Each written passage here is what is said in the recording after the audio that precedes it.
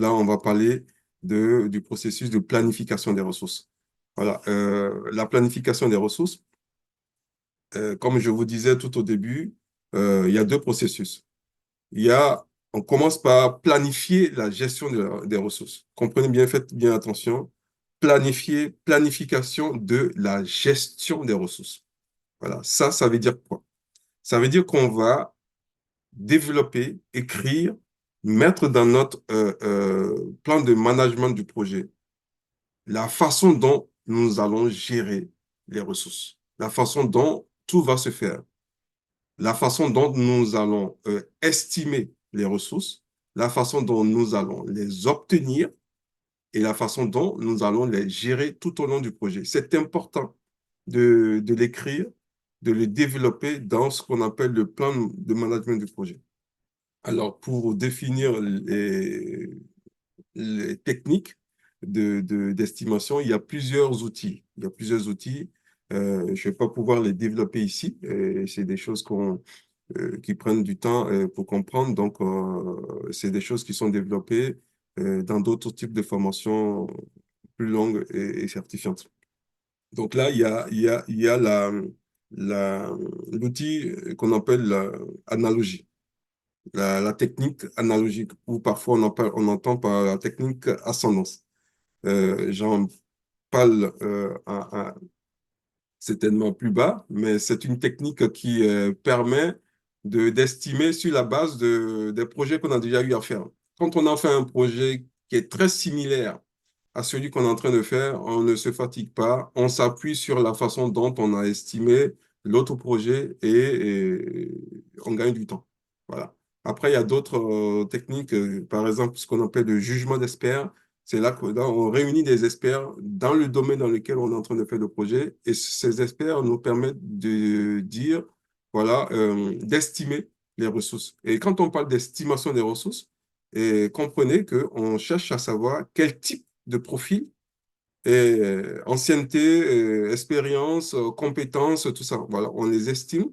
On estime le nombre de jours nécessaires de ces ressources-là pour pouvoir accomplir la tâche pour laquelle on est en train de faire le projet. Et puis maintenant, toujours dans cette phase de planification, il y a une phase qui s'appelle l'obtention des ressources. Là aussi, on se pose la question de savoir est-ce que la ressource, on la prend à l'intérieur de l'entreprise? Est-ce qu'on va aller la chercher à l'extérieur? Donc, ça veut dire qu'on va faire des recrutements ou bien on va demander à un sous-traitant de venir travailler pour nous. Ça, ce sont les questions qu'on se pose. Parfois même, on est obligé de faire un appel d'offres pour pouvoir répondre à cela. Tout ça, ce sont des choses qui doivent être spécifiées dans le cahier de management de projet.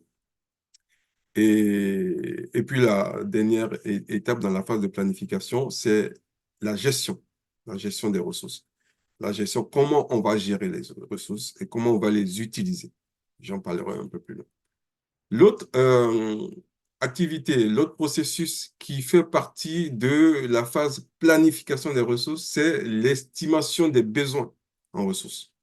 Là, qu'est-ce qu'on fait? Ça consiste donc à évaluer le besoin en ressources en tant que tel. N'oubliez pas, la dernière, tout au début, on a estimé comment on dit ça, quelles ressources. Là, on veut savoir, on va évaluer le besoin réel de l'équipe. Combien de personnes avons-nous besoin dans l'équipe en termes de quantité? En termes, il nous faut 3, 4, 5 personnes? Voilà, on en a besoin. Aussi, on évalue aussi le matériel. On a identifié en haut qu'il nous faut, je ne sais pas moi, tel logiciel. Ben là, on va clairement, plus finement, estimer le nombre de logiciels qu'il faut pour pouvoir faire notre travail. S'il y a besoin d'ordinateurs, de PC, le nombre de PC dont on a besoin, voilà, c'est là on va estimer tout cela. Et ça se fait dans la phase de planification. J'insiste là-dessus parce que on commet souvent l'erreur de croire, comme on entend planification, on pense que ça signifie planning, donc le calendrier des activités. Oui, ça fait partie, mais il n'y a pas que. Maintenant, quand on parle de planification des ressources, vous comprenez même qu'on ne parle même pas du planning des gens. On parle de comment. Comprenez chaque fois, et s'il y a quelque chose à retenir aujourd'hui, comprenez que chaque fois quand vous entendez de planification, c'est expliquer, c'est répondre à la question comment on va faire. Voilà. Comment on va faire ça? Comment on va gérer le budget? Ça sera la planification du budget. Comment on va gérer les ressources? Ça s'appellera donc la planification des ressources. Comment on va gérer la qualité? Ça s'entendra par planification de la qualité. D'accord? Donc, ça, c'est des termes très spécifiques en gestion de projet et qui font parfois, qui prêtent parfois confusion parce que planification fait allusion à planning. Mais il n'y a pas que. Voilà, donc dans les systèmes, dans les techniques d'estimation, là, je vous en mets deux ou trois. Bon, je vous en parle juste là. Il y a une technique qu'on appelle le bottom-up. Et c'est une estimation qu'on fait par le bas. Ça veut dire qu'en fait, les activités que vous aurez à faire, vous aurez à les décomposer jusqu'à la toute petite euh, jusqu'au détail près. Et maintenant, pour estimer les coûts, vous allez commencer par le bas.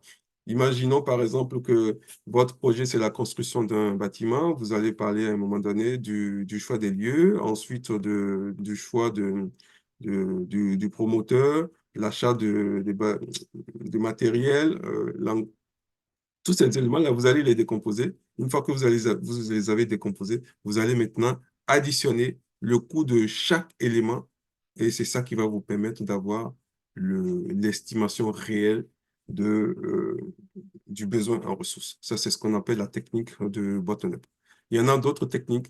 Je pense que je ne vais pas tous les développer ici.